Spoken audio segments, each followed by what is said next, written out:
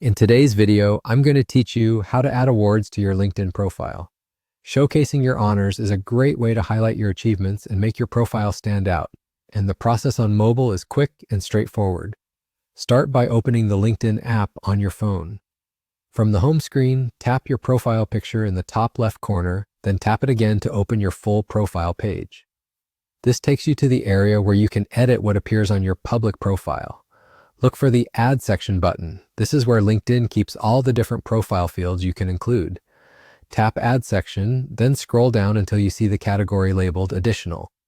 Under that category, choose Add Honors and Awards. You're now in the form where you'll enter the details of your award. Begin with the title. Use the official name of the award so it's easily recognized.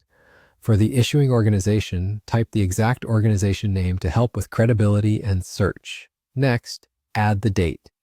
If you receive the award in a specific month and year, select those so your timeline is accurate.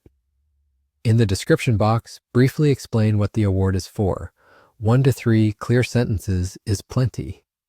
Mention what you did, the outcome or impact if relevant, and any selection criteria that make the award meaningful. Keep it concise and professional and avoid sharing any sensitive or private information. If you want to make the entry more visual, you can attach media.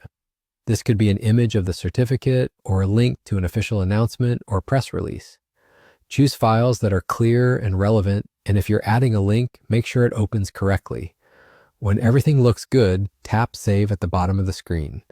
LinkedIn will add the award to your profile under the Honors and Awards section, so visitors can see it alongside your experience and education. That's the entire process. Taking a minute to document awards helps hiring managers and collaborators quickly understand what sets you apart. If you later receive more awards, you can return to the same area to add them in the same way, keeping your profile current and compelling. If this tutorial was helpful, please like the video and leave a comment below with any questions you have. Thanks for watching, and I'll see you in the next one.